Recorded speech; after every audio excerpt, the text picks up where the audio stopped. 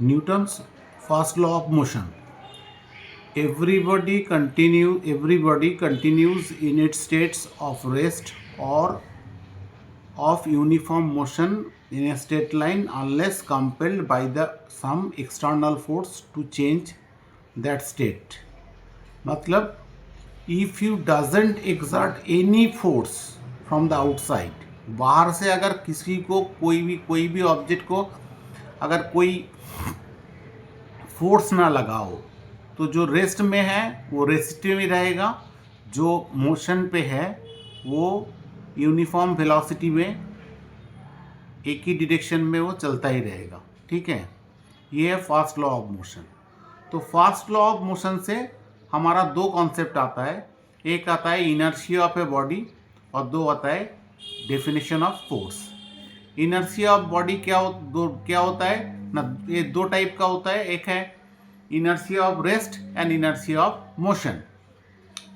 अब second law of motion क्या आता है, the rate of change of momentum of a body is directly proportional to the applied force and it take place in the direction of the force।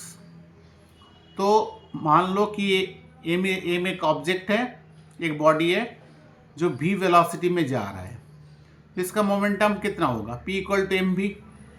तो rate of change of momentum लिख रहे हैं D P D T, that is equal to M D V D T. और F equal to यही rate of change of momentum ही होता है force, तो एफ इक्वल टू लिख दिए हैं, that is equal to M D V D T equal to A. तो एफ इक्वल टू आ गया के ए में, के एक प्रोपोर्शनलिटी कांस्टेंट है। व्हेन अगर एम को 1, ए को 1 और एफ को 1 मान लो, मतलब यूनिट मास का बॉडी को यूनिट फोर्स दे के यूनिट एक्सेलरेशन अगर प्रोवाइड कर दो तो के आ जाएगा 1। तो फ्रॉम इक्वेशन से आ जाएगा F equal to M A. अब थर्ड लॉ मोशन क्या होगा, to every action there is an equal and opposite reaction. ये दो बॉडी ए बी के ऊपर फोर्स कर रहा है, बी ए के ऊपर फोर्स कर रहा है।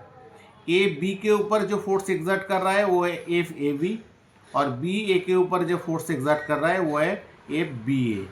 तो F A B equal to हो गया माइनस एफ बी ए, क्योंकि एफ ए का डायरेक्शन जहाँ जिधर है एफ बी ए का डायरेक्शन दूसरी तरफ है, अल्टरनेटिव डायरेक्शन पे।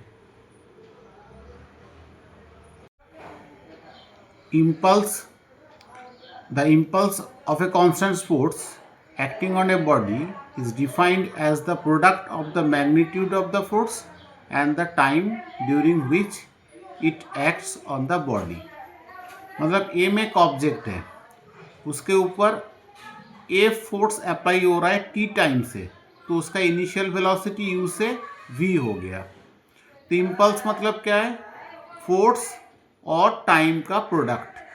फोर्स इक्वल टू क्या हो गया, mass into acceleration into T. Mass acceleration मतलब v minus U by T, और टी टी कट गया यहाँ, तो एम वी माइनस यू, तो M V minus M U, और जे इक्वल टू आ गया M V minus M U. मतलब ये rate of change of momentum आ गया, देखो ठीक है, सॉरी चेंज ऑफ मोमेंटम आ गया, चेंज ऑफ मोमेंटम। अब इम्पल्सिव फोर्स क्या है, impulsive force is a force of very large magnitude but of the extremely short duration which acting on a object produced a finite change of its momentum displacement of the body during the action of the force being negligible। मतलब एक किसी object को बहुत massive force उसको apply कर रहा है, वहाँ पे अप्लाई किया जा रहा है।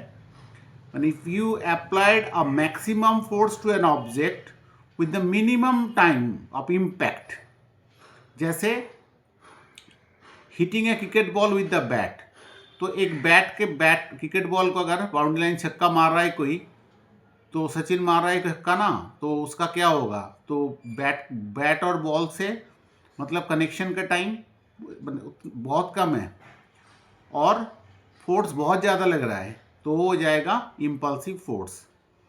अब डायमेंशन आ रहा है, डायमेंशन मतलब v का डायमेंशन कैसे होगा, s बाई टी। इसको हम लोग एम एल टी से एल कैपिटल बाई टी लिख रहे हैं, तो L T to the power -1 आ जा रहा है। अब फोर्स का डायमेंशन निकाल रहे हैं। फोर्स इक्वल टू क्या है, एम ए, और एम ए लिख रहे हैं डीवी डी टी। अब देखो एम के लिए, मास के लिए कैपिटल एम आ गया। अब डीवी वेलोसिटी के लिए पहले ही यहाँ प्रूव कर दिए हैं कि ये L T to the power -1 है वी के, डीवी के लिए, और ये नीचे का dt के लिए ये आ गया t। तो फोर्स का डायमेंशन ये हो गया M L T to the power -2।